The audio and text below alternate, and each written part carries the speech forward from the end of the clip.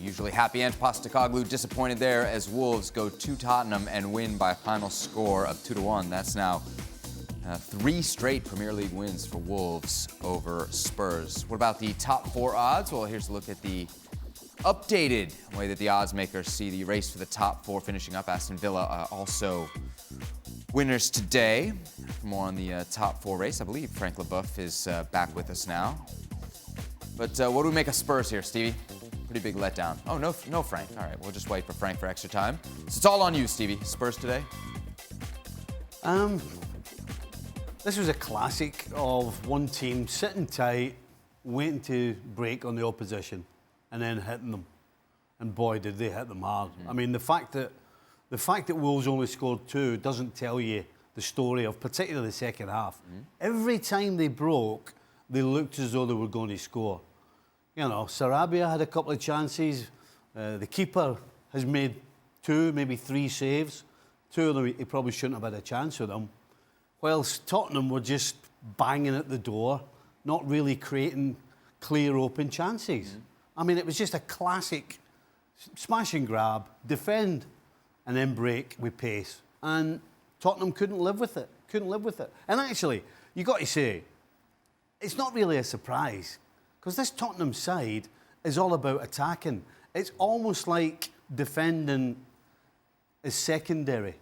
You know, we see Ben Davies at the end there with a header in the penalty box. He's playing full-back. That wasn't the first time he was in the box. Royale was on the other side, full-back. Same thing, he's always in the box. You know, so when you're throwing that many players forward, you shouldn't be surprised that you're going to be asked questions defensively.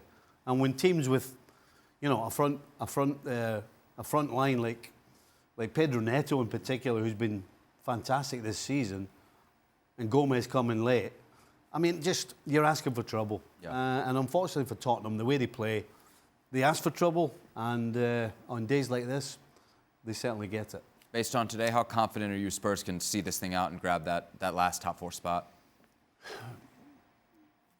Will it be of the 3 teams that you showed? I mean, clearly there's been, you know, lots of criticism for Manchester United. Villa have, I think, overachieved. Can they sustain? And you know, It sounds to me like you're saying Spurs, but almost by default.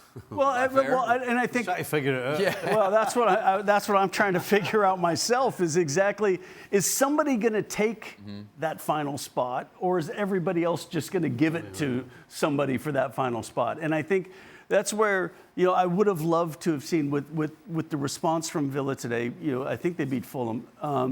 To then Tottenham at home against a mid-table side who looked like they had maybe just turned their form around again, to then slip up at home and just is it an opening for now Manchester United to say, okay, you get your form back and go and take the Champions League spot.